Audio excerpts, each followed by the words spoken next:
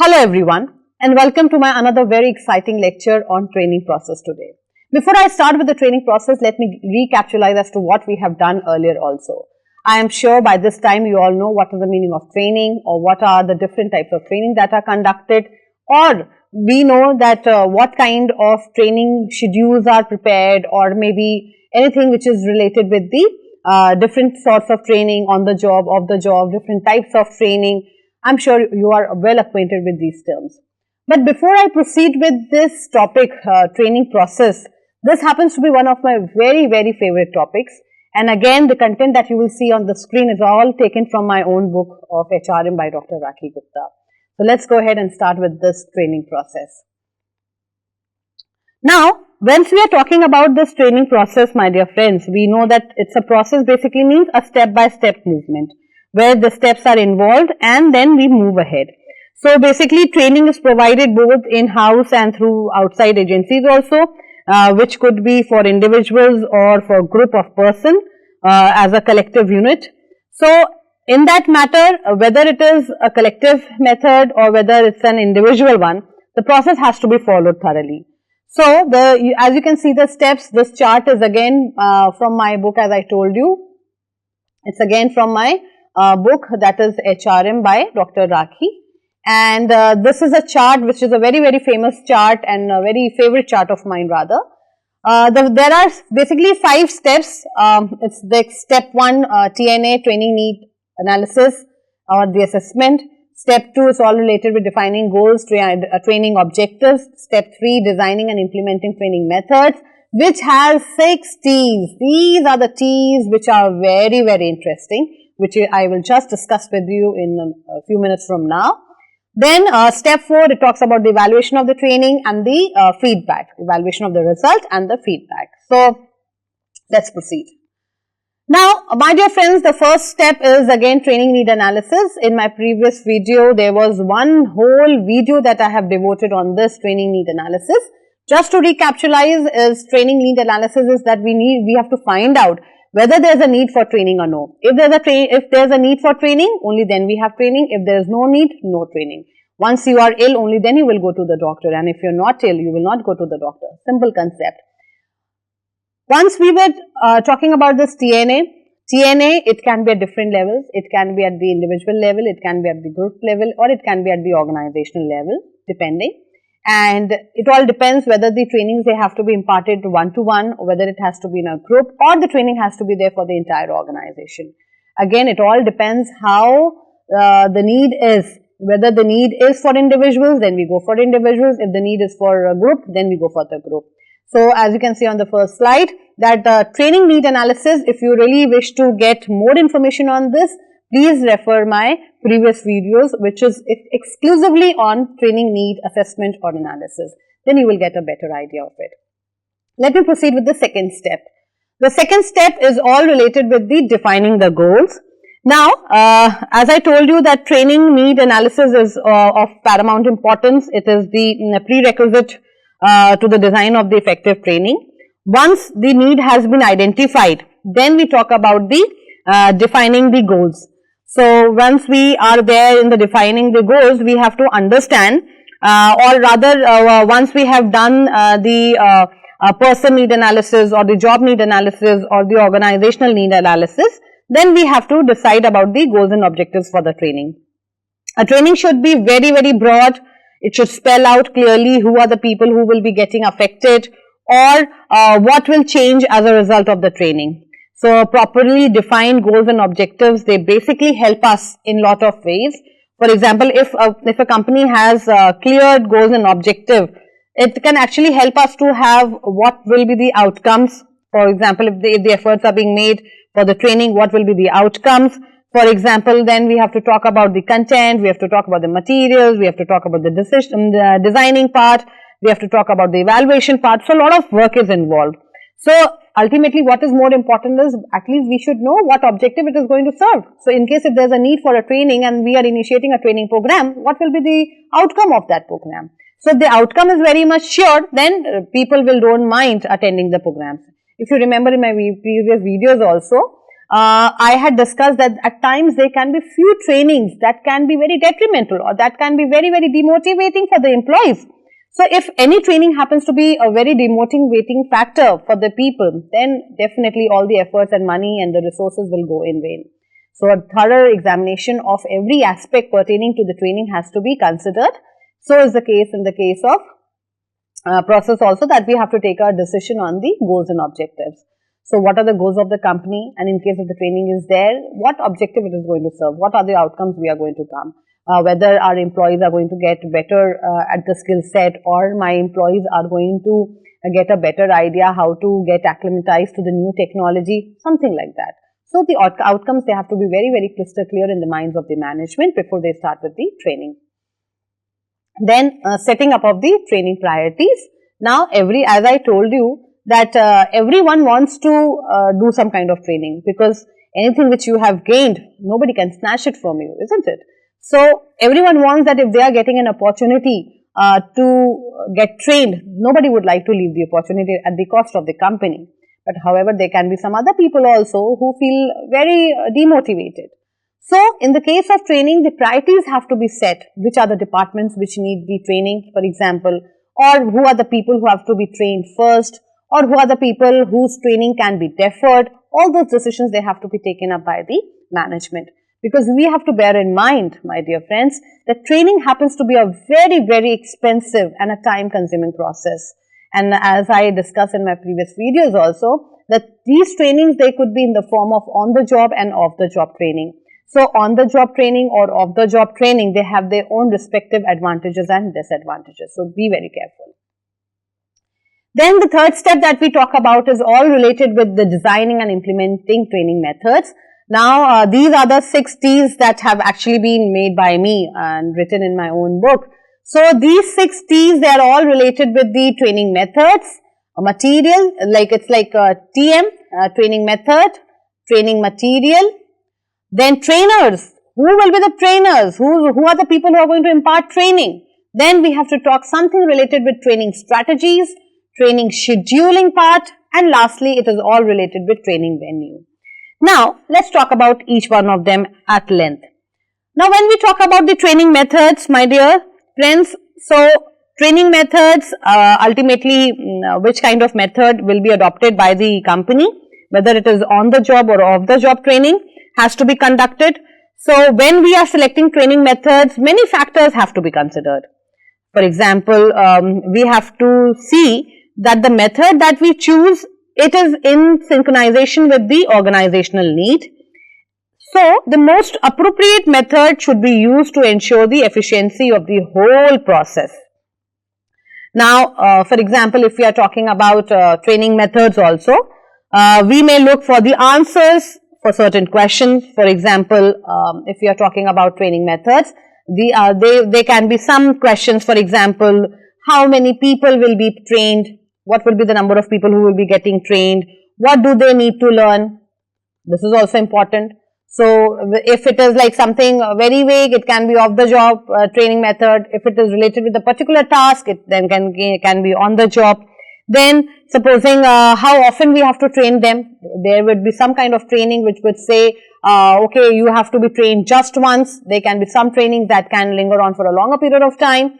So, we have to keep in mind that how often those trainings have to be given, or at times we have to have the answers like, do we need the on-the-job training? Because again, you have to bear in mind that all the kind of trainings, they have their own advantages and disadvantages.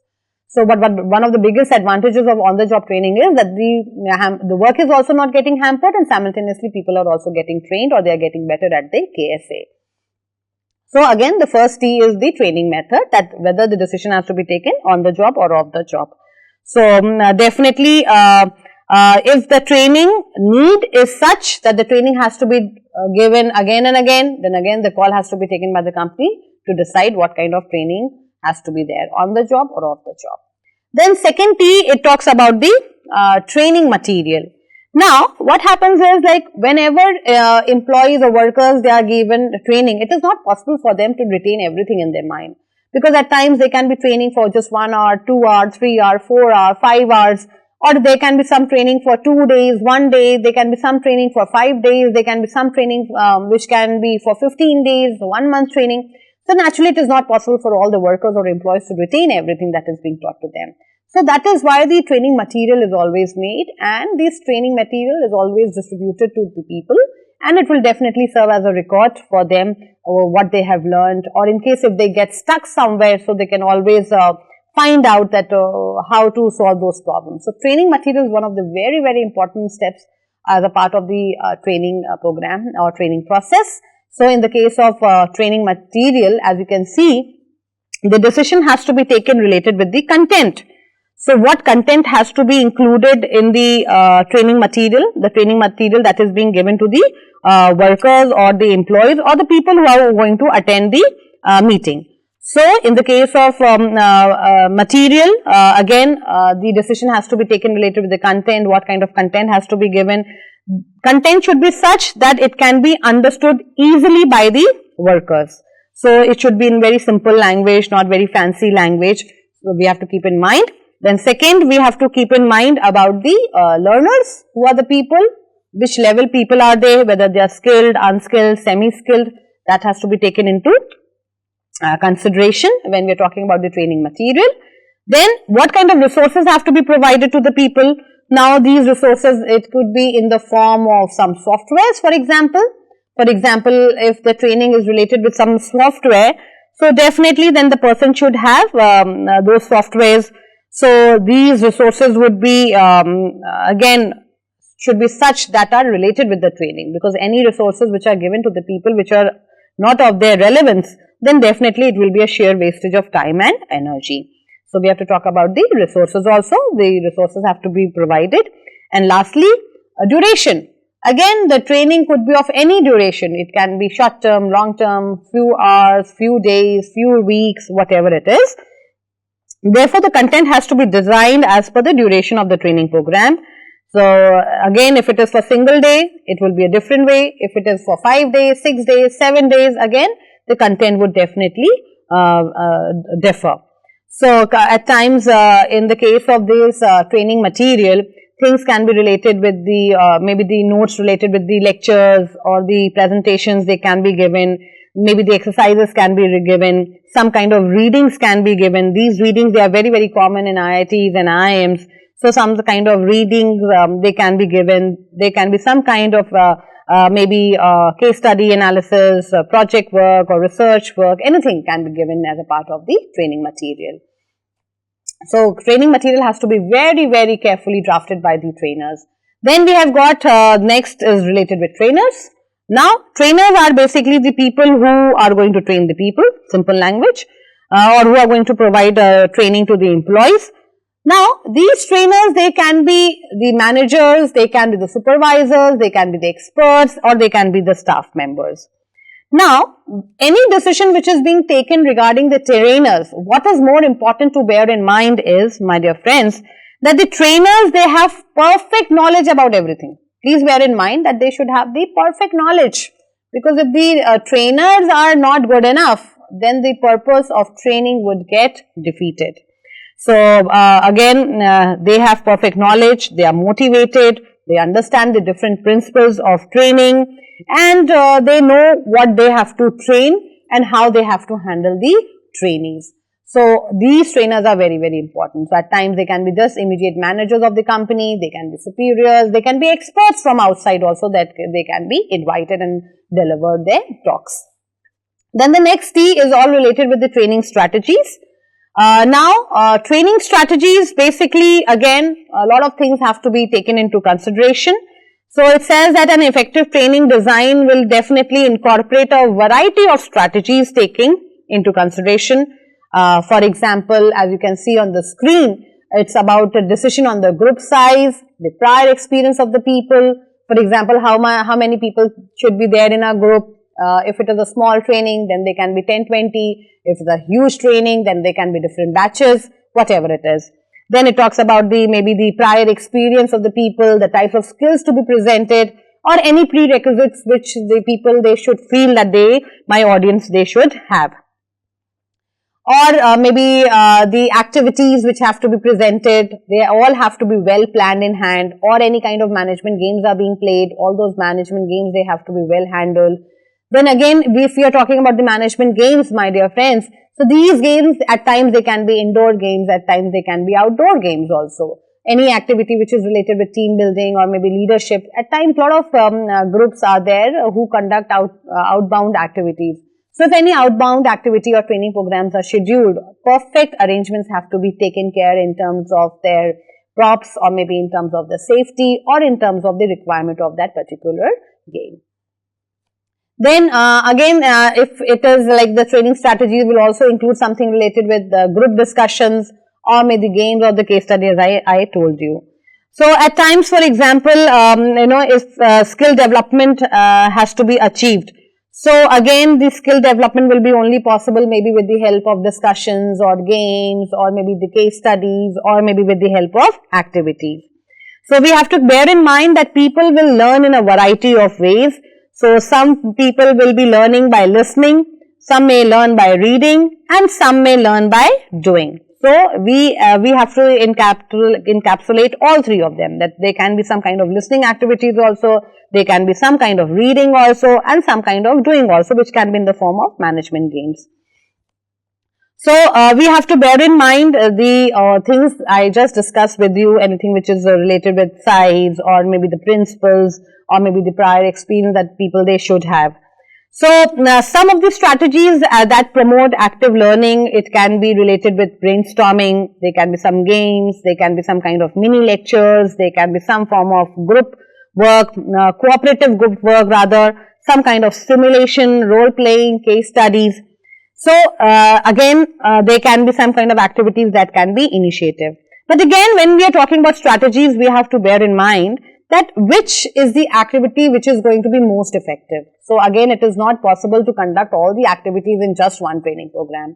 Again, the training program will be dependent upon the duration of the program. If the duration is less, you cannot have too many activities. But if the duration is large enough, then you can include lot of activities or gameplay or maybe things like that.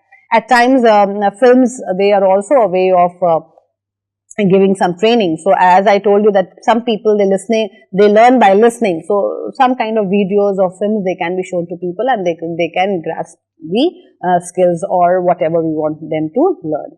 So these training strategies are of paramount importance. And then we have to ensure that if there is any activity, what kind of prior knowledge or skills participants they should have. We have to consider about the time, we have to consider about the space, we have to consider about the resources to achieve the required goals of the training. Then the next one which you can see on the screen, another T, rather the fifth T. We have just discussed the four T's, training method, training material, trainers, training strategies. Then is the training scheduling.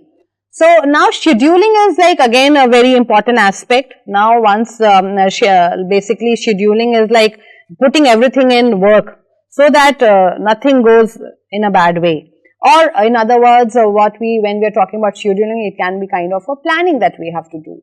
So like till now we have talked about things related with training material, or maybe the trainers or the assessment, all those things are a part of it. But here when we talk about the training schedule, we have to understand that what type of work has to be carried out, or we have to understand about the nature of the risk, or the qualification of the employees or the workers, or the work environment, or the equipment material needed for training. So for example, if there is any kind of in-house training, there can be just simple lectures that can be given. But in case if there is a training where we need maybe number of computers, maybe we need a number of softwares, so all those things, they have to be well in place before we initiate the training level. So in the case of scheduling also, we have to understand the background of the workers, we have to understand the background of the employees, or their understandability level also. This is very essential, because the training should be such that it should match the mindset of the people. If we give training which is too high for workers, again they will not understand. And if it is too low, then my people will get demotivated. So it's a big task or a big monkey on the back shoulder of the HR to make a decision about the training scheduling also. So, in the case of training scheduling also, there would be number of factors which have to be considered. As I told you, it's all related with the work or kind of risk. If outbound training is being done in a very hilly area, then there would be kind of different risks that would be associated. Then arrangements have to be taken care for the safety and security. So, all those things they have to be taken into consideration. Then the last T that I am going to discuss is all related with the venue. Now, this is very, very essential. Venue is the place where the training would be carried out. This training could be in the office, in the department, in the faculty, in the organization, or this venue can be outside also. When we talk about outside, it could be related with maybe a banquet hall of any any banquet hall of the hotel, or maybe any outstation training, maybe a training maybe in the same city, maybe in different city, maybe some international training also. So, it all depends what kind of training programs are being initiated. But venue is a very, very important aspect. So, if it happens to be a training in the office, then not much arrangements have to be done, because the office is well equipped with maybe computers, maybe with AC, sitting arrangement, everything. But if the training has to be conducted in a place which is outside or beyond the company, or maybe as I just told you, it can be in the same city or in different city, then again a lot of things have to be taken into consideration. For example, how workers or the employees, they are going to commute, by what ways they are going to commute, how they are going to settle down, which are the places they are going to stay, whether it's going to be a hotel stay, whether it's going to be maybe outstation, maybe if it happens to be a very adventurous training, whether they have to stay in a tent also. So, it all depends upon the company to make a decision or a call on that. So, once we are talking about the venue, we have to understand about the costing also. So, supposing if the venue is in the same city and then the decision has been taken that it has to be conducted in any hotel. So, again they have to understand there are different kind of hotel, 2 star, 3 star, 4 star, 5 star, 7 star. They have to talk about the cost, how much money the company is ready to shell out on the stay of the people or on the training. So, because the cost plays a very, very essential role.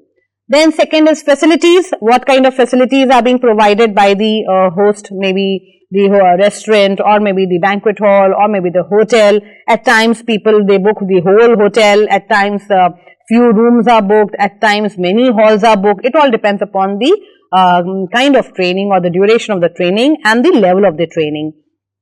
So, definitely having all these arrangements at place is of paramount importance.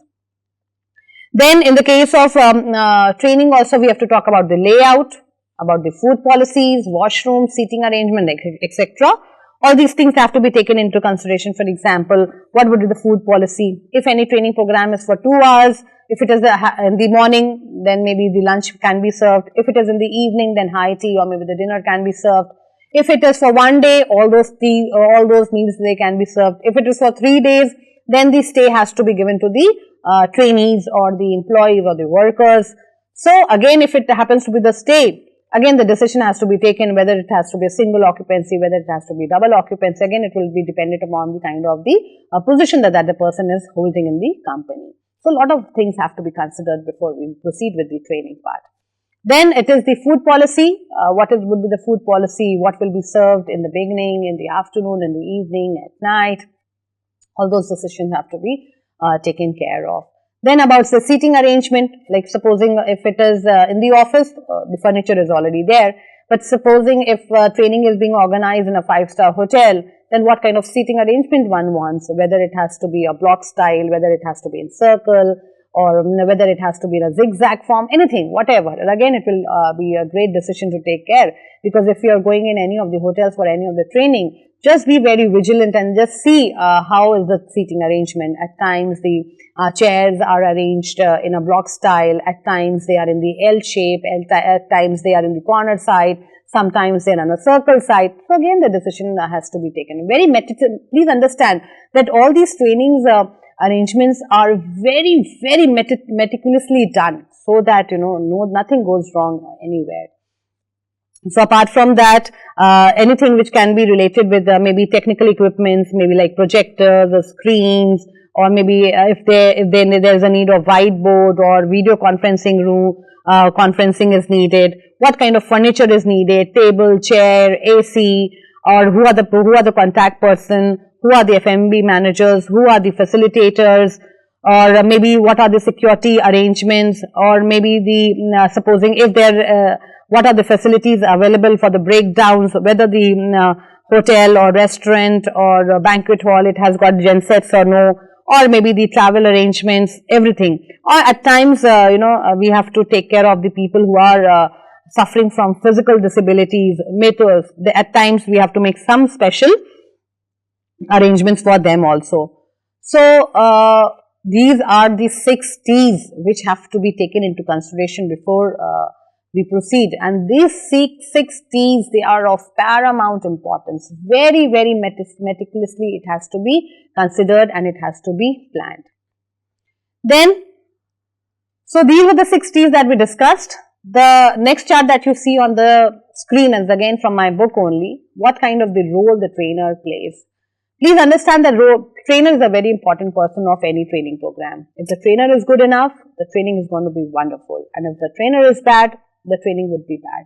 No matter how good arrangements you make, how good arrangement in terms of food, in terms of travel, in terms of hotel stay, in terms of arrangements, seating arrangements.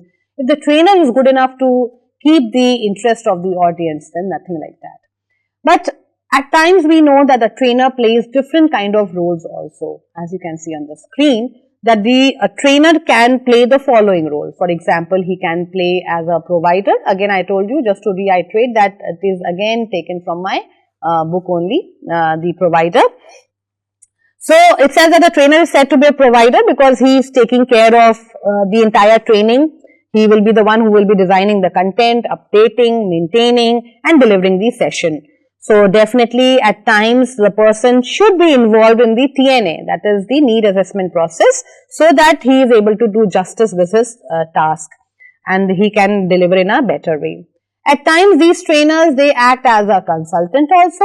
Now, consultant, he is said to be a consultant because he is actually analyzing the organizational problem and then making recommendations to the management that may require training. So, these trainers, they can tell people that, okay, sir, this kind of training should be given to the people rather than this kind. Or we can go in this way, or we can go on the job training method, or we can go off the job training method. So, he is actually acting as a consultant also. Then the third one is like as an innovator. So, the main focus of any trainer is to assist the organization to be effective, and of course to provide the solutions to the problems which are related with performances. Because any training program which is being done, the main purpose is to improve as I told you, the main purpose is to improve the KSA. So, this KSA will eventually get resulted in the performances of the people. So, the training program should be such that all these knowledge and skills and abilities, they are increased, and any problems which are being faced by the company, they are well sorted. So, definitely as an innovator, as a part of his training, he can inculcate a lot of things. He can advise the management also that what kind of training or what should be a part of the training be, or what all the things have to be included in the training. So, he is required to work in a very, very innovative manner so as to contribute to the change process which would result in better performance results. So, this is how he acts as an innovator. Then lastly, it is manager and the caretaker. So, in this role, he is concerned with planning, organizing, controlling and developing the entire training part. The last one that you can see is related with the manager and the caretaker. In this role, he is concerned with planning, organizing, controlling, developing the entire training functions. His task also includes setting of the training goals, formulation of the training policies, plans, and then how he can contribute in the process of change for better results, delivery and evaluation, etc. So, he is actually managing everything. And why he is considered to be a caretaker? Because he has to take care of the people, he has to take care of the organizational approaches of the company while he delivers as a trainer. So, a lot of things have to be considered. He has to take care of the policies and everything into consideration. So, thus these are the roles that a trainer performs. Then the fourth step is related with evaluation of the training. Now evaluation is basically very, very essential that we have to evaluate that what has been the effect of the training, or how the money and the time energy that has been spent, to what an extent it has been successful. So basically training evaluation is a systematic process of collecting information for and about the training activity, which can then be used for guiding decision making and for assessment of the relevance and the effectiveness of the training components. So in this we have to understand what has been the effectiveness, whether the activities that were conducted, to what an extent these activities that they have, we have to take into consideration about the various kind of activities that have been taken into consideration, to what an extent they were successful, were the trainers knowledgeable, were the activities interesting, was the training format appropriate. This training format could be all related with the on the job, off the job, or maybe in-house, or maybe outbound. All those things they have to be evaluated. And lastly is more training is needed or not. So these are the things which are actually a part of the evaluation part. And basically the main basis of evaluation and mode of collection of information for any kind of evaluation, it has to be determined at the planning stage only. So definitely if it is done at the planning stage, then the company can get answers to all those things which are mentioned on the slide. So again, the process of training evaluation is very essential, and it says that there is an attempt to obtain the different kind of information on the effects and the performances, on the activities, and to assess the value of training in that light of information. My dear friends, this was all related with step 4. Step 5 is basically the last step once we have evaluated things. But however, one of the most important aspects of any training program is the feedback, because feedback helps the company to identify the gray areas, and then they can make a decision or take action or corrective action, how we can improvise. So as you can see on the screen, again this chart is from my book, that is why it has been scanned and put. So there can be at times the training feedback forms, there can be a part of it. For example, the employee name, employee code, which department he is from, or maybe when was the training conducted, which was the place, venue. We just discussed with the training venue also. A lot of things have to be considered, whether it was in-house or whether it was outbound, whatever it is. Then the questions can be like, how would you rate the following on the scale of 1 to 4, being lowest to the highest? For example, how was the course structure, or maybe how was the quality of the exercise or training needs, or the handouts. Handouts is basically the training materials that we discussed, right? The course content, or how was the coordination or training coordination, or how was the training duration of the training, was it sufficient, whether it was not sufficient, how was the training program, so on and so forth. Now look here, this was all related with training, right? This was all related to training. Let's have a feedback about the trainer also, because trainer is a person who does everything. So we find out that how was the subject knowledge of the trainer, and that, whether the trainer was able to create that kind of excitement, and the interest level was alive or not, right? So the training skills they are also checked at the level. For example, it's all written here, rate the trainer's training skills and the competencies here. It's all written here. So maybe how was the presentation methodology, or whether the support was extended or no. So these questions are basically asked in the training feedback. Or maybe what did you like the best about the content or the training? How could have it been done better? This is again, for this question is being asked to find out if there is a scope of improvement or no, right? So based on the training course description, how did your learning experience compare to what you have expected, or when you began the training? So how was it? So again, the feedback is being taken by the company from the employees. And then maybe, for example, would you recommend this training to your colleagues? Yes or no? So if people say definitely, that means the training has been quite nice and effective. Then the signatures and the approval, all those things, they are part of it. So feedback is a very, very important part of any training program. Feedback helps people to make a decision of where we went right, where did we go wrong, or which are the areas where we can improvise in future for betterment. So my dear friends, this was all the part of the training process, And 6 T's that I have discussed, it encapsulates everything.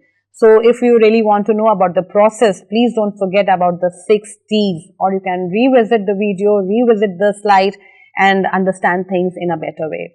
So thank you so much for being so attentive, and I hope you have understood the training process properly, and you have now a better understanding about the training on the whole. So that was the last session on training. I shall be starting off with the next topic in my next video. Thank you so much and stay tuned. All the best.